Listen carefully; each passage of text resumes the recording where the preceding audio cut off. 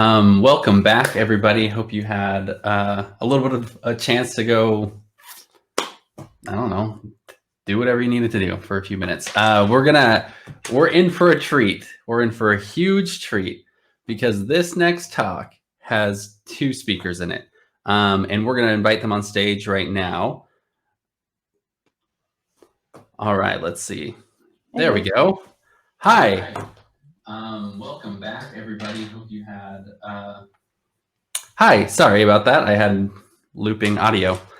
Welcome. This is Letitia and Matthew, and they're joining us both from ART, I believe, is the company that you work at. Arte? I don't know how to pronounce it. But why don't you guys take a second and maybe introduce yourselves? We don't hear you, Matthew. Yes, okay. So I'm Matthew, and I'm a front-end developer from, I start like 10 years ago and work on React like since 2014. So like in the beginning, and now I'm working for Arte, and we are working on the design system of Arte. And we will talk about how we make our design system in this company. And I'm work with Letitia. And hello, I'm Letitia. It's been 5 years that I'm working on project using React and React Native with JavaScript, TypeScript, and more recently RESTscript.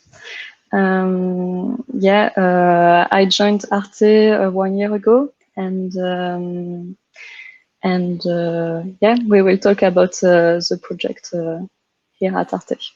That's great. So this is Refactoring All the Way is the name of your talk, and this is gonna be great to see you two tag team this. I'm really curious to see how this one is and what you guys have to say on this topic. So let me pull up your slides here for you, and you guys have the floor. So go for it. So okay, thank you. So yes, so like I say, I'm Mathieu. I work at Arte and on an IT consulting company, which is Link Value, and I work with Letitia.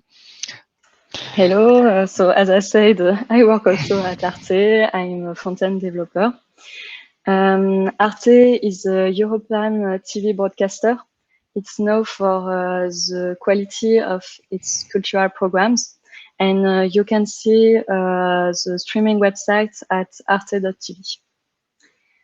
So as Mathieu said, this talk will talk about the transition between our old design system and the new one, and how we made that.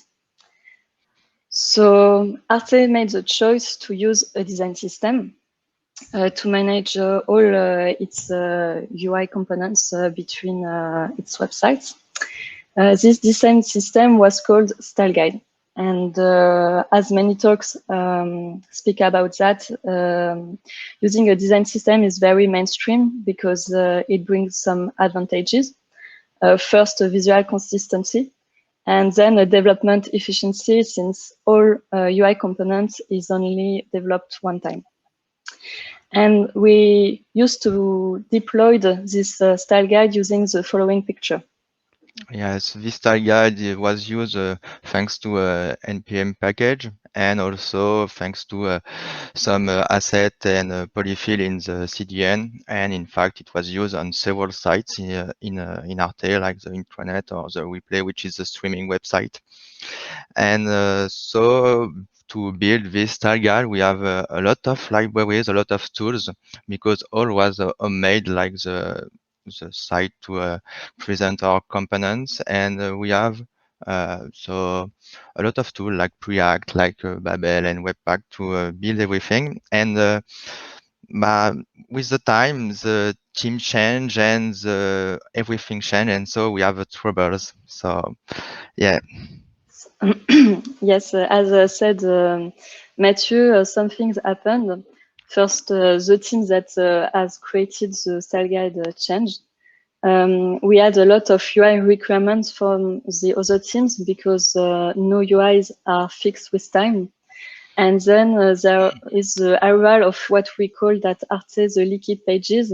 it's some major UI working changes, and the style guide was not built to manage that.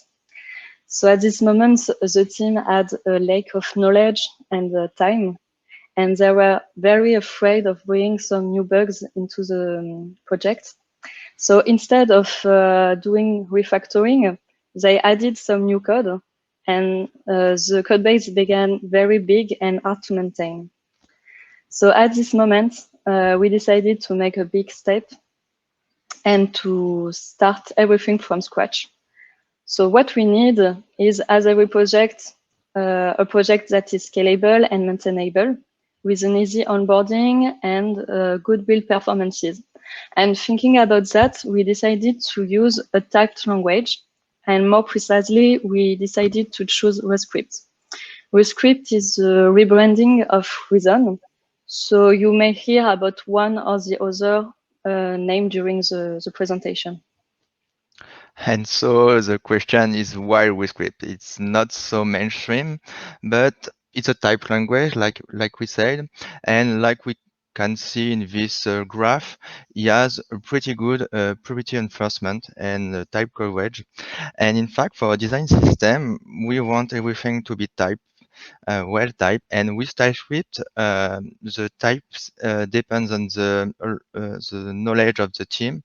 Although in the Rescript ecosystem, everything has to be typed, and it has a pretty good interoperability with the JS ecosystem.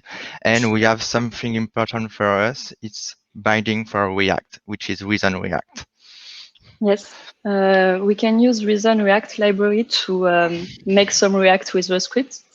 So for those ones who already worked with React, you can be familiar with this code.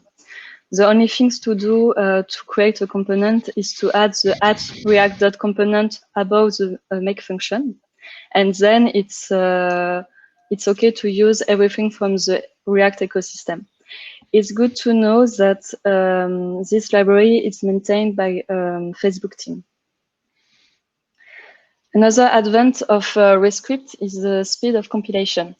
Here, as an example, with my computer, which is not the fastest one, you can see that a call catch only takes 24 seconds.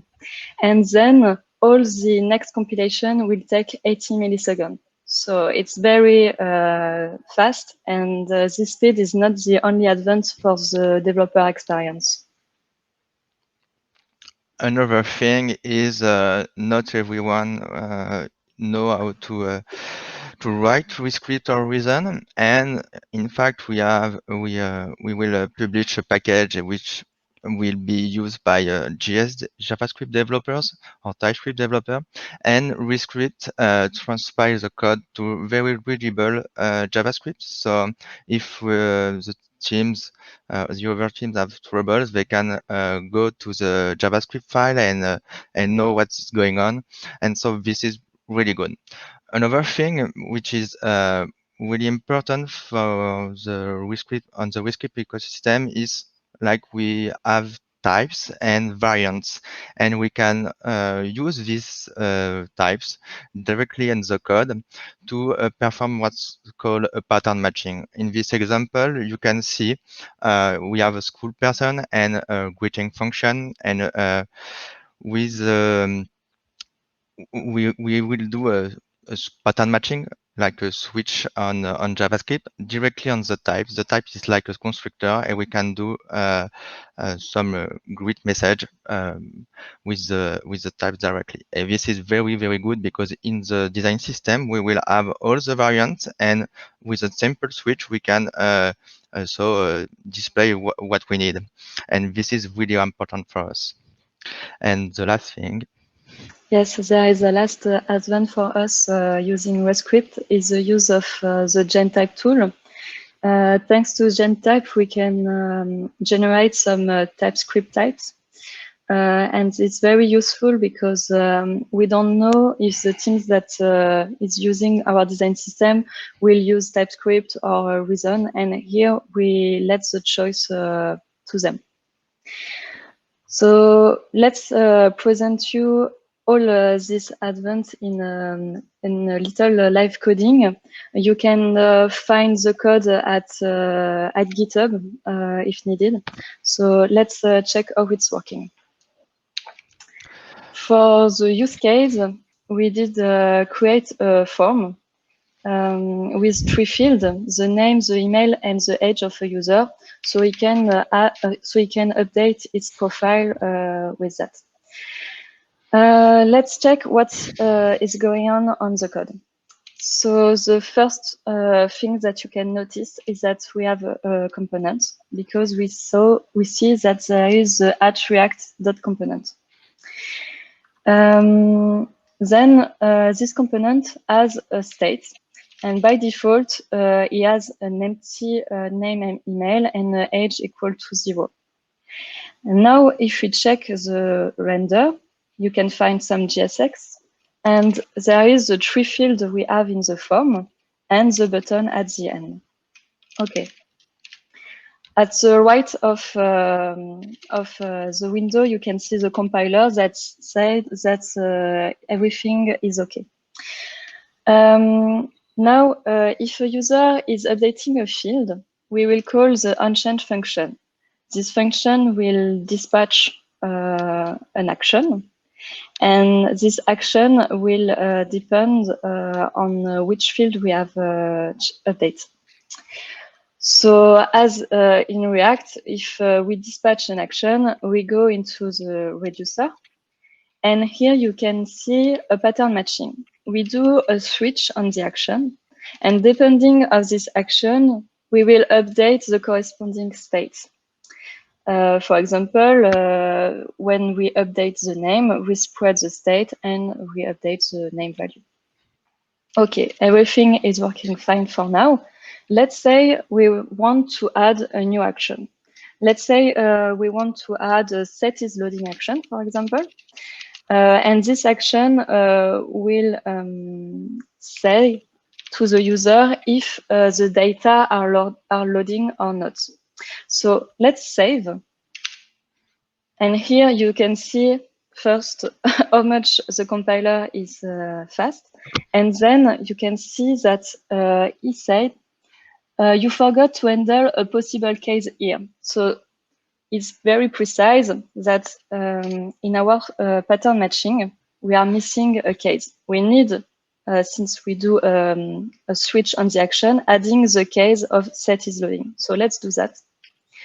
We write setIsLoading with a isLoading value. And as for the others, we will spread the state and update isLoading. Let's save again. And here the compiler does not agree again, because we didn't say that in our type state we have isLoading. So let's add isLoading with a bool value, boolean. Okay, and we will also update the initial state with isLoading to false. Okay, it's compiling. Now let's dispatch this action at the good moment. So what happened when the user presses the save button? We call the onClick function. This onClick function have a user.persist that will just work as a promise that is actually updated the field. So before that, we will dispatch a setIsLoading to true, because yes, we want to load new data. And then in the, like you will do in JavaScript, in the promise.then, we will again call this action, setIsLoading, this time with false, because we get the new value. And we will need to add a promise.resolve because everything is working fine, and yeah. So that's working, but we want to show to the user that it is working this way. So I suggest to update the wording of the button depending on this isLoading state. So for doing that, we will write again a pattern matching. We will do a switch on the state.isLoading. And depending of the value it can have, we will just display another wording. So it can have true value, since it's a Boolean, so true or false. If it's true, it means that it's saving. So we will write saving, and otherwise we keep the save wording. And let's check if it's working as we want. So Mathieu is updating its name. We click on save, and it's saving and saved. So yeah, it's working. That was a quick example of how we can work with RESTscript and with React. And now let's jump back to the slides, and Mathieu will talk about what we do actually in our design system. Yes, so we have a good example of RESTscript. So it's kind of efficient and very cool, but we have something more. And first of all, we want to thank Leandro Ostera for his work on the Wizard ecosystem with this repo, the Wizard design patterns. You will see some of example of this repo in the stream. And he also creates a live stream where he create a design system in WizardML, and this was very inspiring, a good experience. And so yeah, so for the new design system, we are going to use atomic design, which is kind of mainstream now. And yesterday we have talked about this topic. So I will not spend a lot of time on it, but the fact is we will go to the smallest entities, the atom, and compose it to molecule, then to organism, then to template, then to page. We are going to the smallest thing to the biggest thing. So that's it. And after that, we have something to show you. It's how we describe it for our design system. Yes, we made the choice to split each of this atomic design entity into 3 parts. The first one is the description. It's where we will say what we want and the behavior that is expected. Then the second part is the style generation. It's thanks to this description that we are going to transform and get some styles.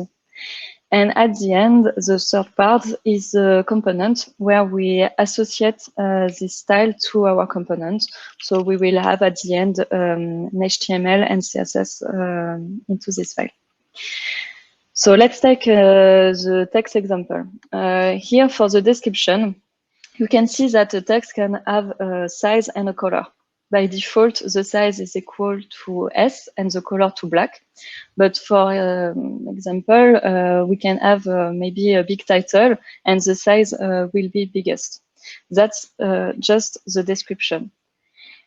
And thanks to this description, we can go into the second part, the style generation.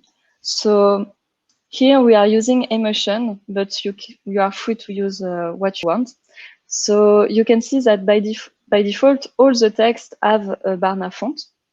But then, depending on the size and the color we put in the description, we will not have the same rules.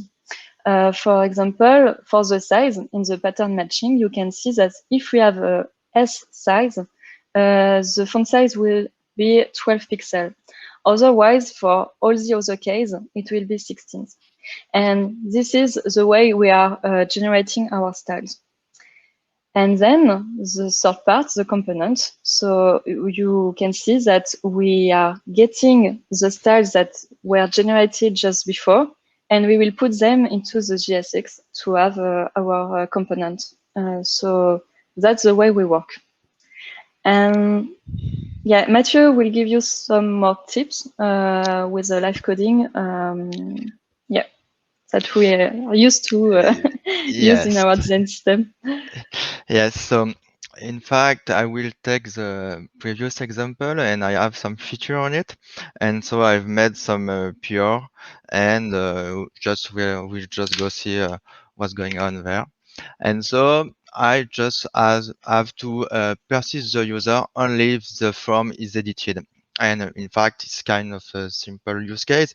So I Can you added, zoom a little bit, Mathieu? yes, of course.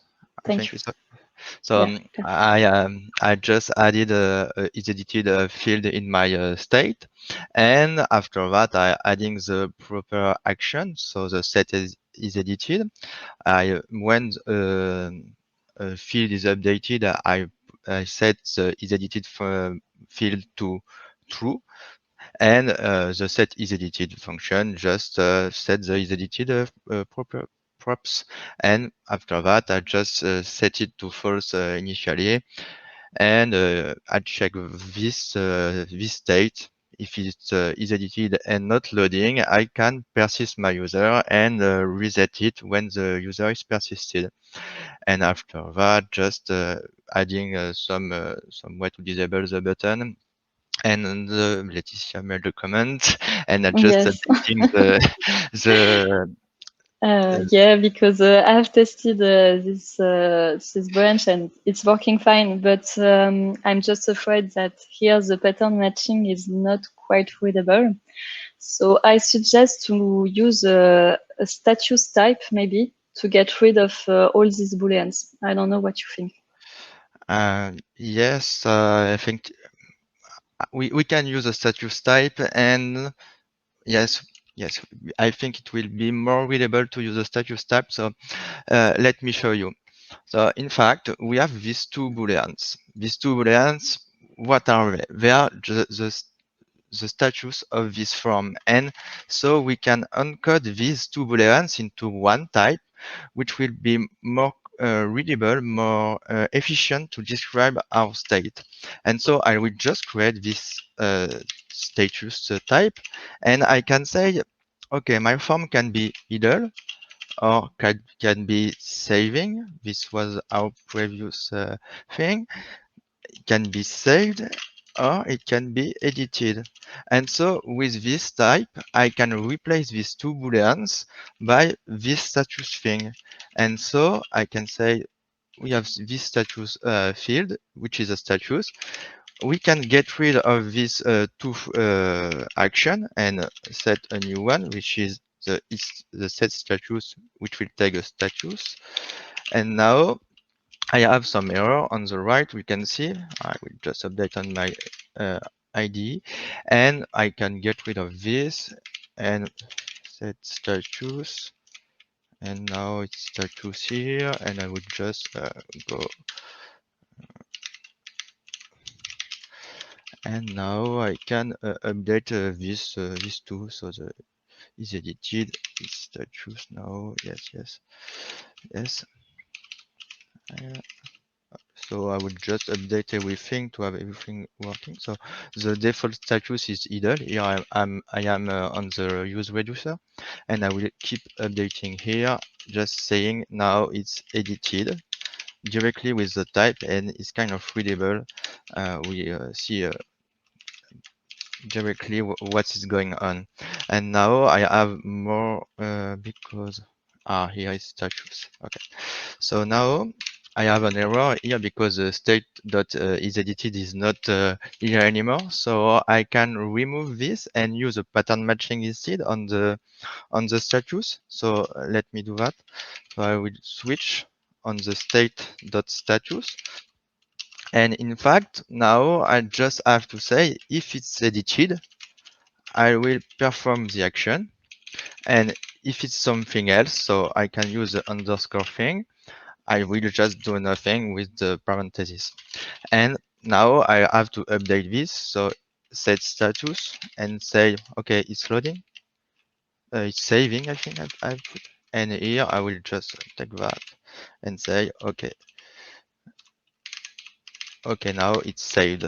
And so it's kind of clear now what is going on, and having just taking a look at this function, I know what is going on, and I will just update this thing. I will get rid of this disable thing for the example, but I will do the pattern matching on the message. So Yeah, let's get rid of that.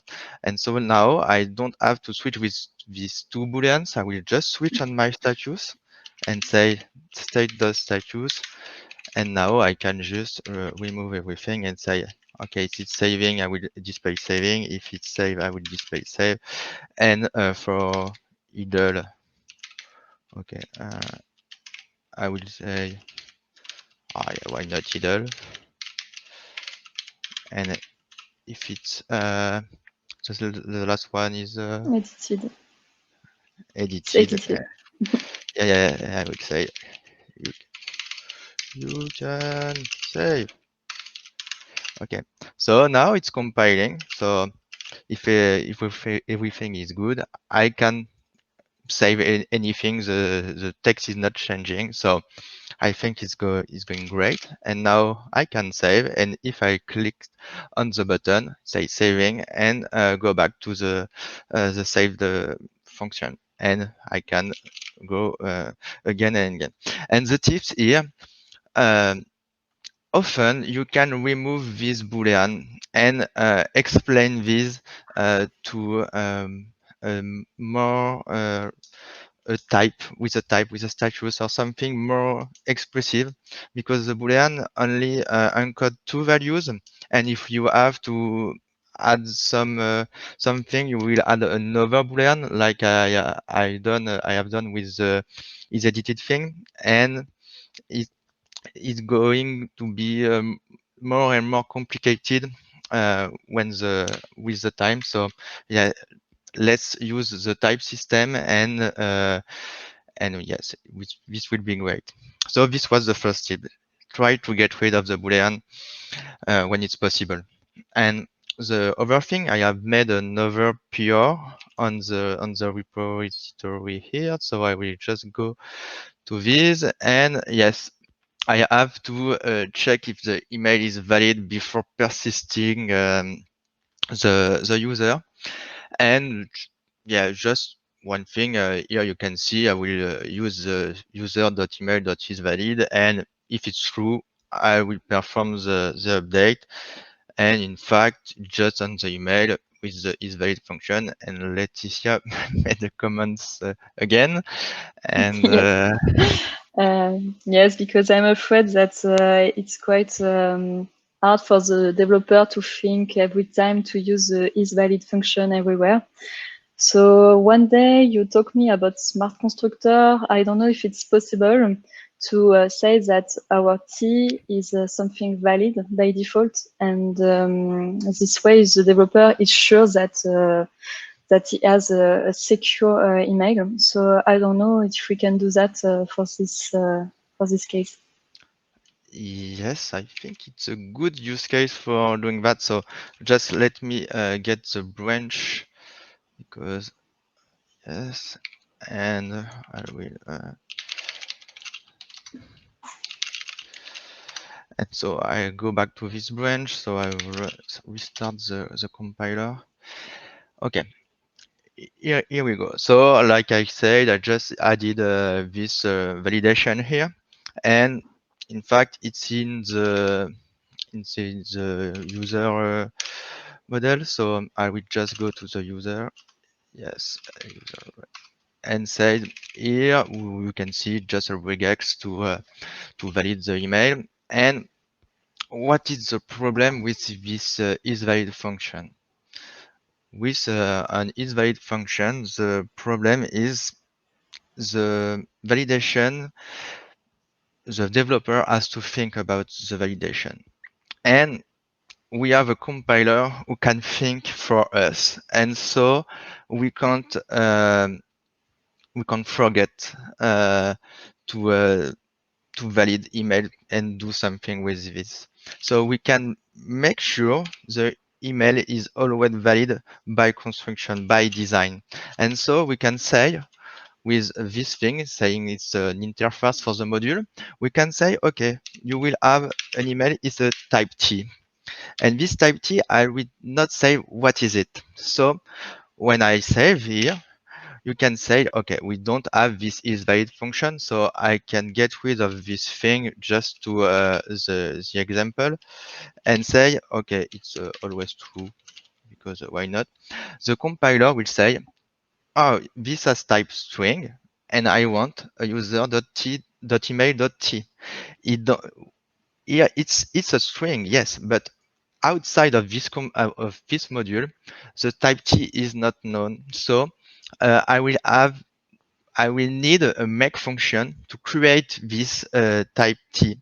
This is called a shadow type, and in fact, it's very, very useful because by construction, when we will see email.t, we will know the email is a good email. It can't be a bad email. So let's make this function. So this function will take a string and return a t. Not exactly a t because not all the strings are valid email. So this will be an option of t. Option is a type which can encode some value or no value. So the compiler will know if it's a valid email or not. And let me implement this function, which is kind of simple because it will just take the string and test it with the isValid function and taking the string. If it's valid, I will say, okay, some string. And if it's not valid, I will say it's none. Okay, so now I can make this working. So here is not string, it's string, sorry. And now it's not compiling because I'm not using the email function, the make function. So what can be done is use the user.email.make and use it here. So this will not work because it will say, okay, this is a type of option of user.email.t, but I want a user.email.t. So I have to test it. The compiler say you have to test it. So I will take this and put it on the pattern matching above. And now I can say if I have some email, okay, I will perform the thing. And here under my cursor, I have an email, a valid email. So here you can see it's a user.email.t, and here I have my string. So by design, with these little tips, just adding this interface and this make function, I'm sure the developer will always have to check to construct to make an email, and the email, when I have a email.t, I'm sure it's a valid email. I don't have to validate it anymore on all the life of the email. And this is really great because the developer has not to think anymore. And yes, so the thing you can do, because you want to display this email, sometimes you can add a function to string, and this function to string will take a t and return a string. And in fact, it's kind of easy to implement this function. I think you understand it. That we take a string and return a string. It's just identity. And I can use, so if I want, I have to construct the email and I have to use the toString function to display it. And in fact, you can do it for all the string, but all the module, because by doing this, if I change the representation of the email inside the email module, but I don't change the make function or the toString function, everything in my code base will just work. And I can change a thing inside my module, the representation have something to do with performance, or I don't know. And nothing outside of this module will ask to change. And I can show you with a last example. I use this smart constructor. So the smart constructor, you can think about it like we have to check to construct the thing before using it. And if we go to the diff, yeah, you don't see my screen, so sorry. And now I will do the same thing with the all user. And I use, as you can see, I just display a message with some pattern matching on the user. And what I add, it's a type view, which is the representation for the outside of the user. I have this make function which will return an option of T, because the email can maybe not be a valid email, so maybe it's not a valid user. And I have this view function, which will return my view type. This view type will has to be will be used outside of the module. And to do this, I will just add a interface file.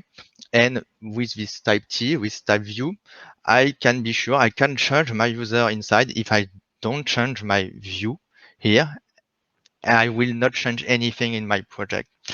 And I think what we can have these 3 tips is kind of very important for us. And in fact, these tips are just get rid of the Boolean as often as possible. No more string. Let's try to use smart constructor, because an ID and a program ID and a user ID are all string, but in fact they are different things. So maybe in your component you will use it, and maybe you will just mix them, and sometimes you will have bug because of them. And if your types are complicated, just use intermediate type and a function to return this, and you will have less work to change this in the whole code base. And yes, so you have the description of the tips on the slide if you want to see them. And in the design pattern of Leandro, you have a lot of explanation of this. And so to conclude, I think we have now a very good code base, and we can refactor all the day, and we have no trouble because the compiler is here to save us, and it's really great. I don't know what Laetitia is thinking, but yes, I totally agree. On my side, it will be hard, I think, to go back to a project without this strong type. I mean, thanks to the compiler, we can be confident with the code we are shipping, and it's only fun. We are not afraid anymore to update a file or to delete something into the code base. And for me, it's a very good success comparing to our last design system, because we don't meet the problems we had before. And yeah, it's only fun for the developer experience. yeah, in So, fact, yeah. yes, in fact, I think we have a good onboarding. It's in ReScript, yes, but the compiler is so good that for a JavaScript developer, in a week or 2 weeks, he can edit everything in the code base, and this is a really great for us, because every developer can jump into the code base and very quickly make some edits, and yeah, that's all. Nice. So thanks a lot for your attention, and yeah, we are free to answer your question if you are. That's great. Thank you. Thank you to both of you. So we're going to actually bring on the speakers from the block, just to do like a group Q&A, if that's all right. Yes. Okay. And as they're joining, they're still joining. So I'll give both of you a two-minute break real quick before we get started on that Q&A.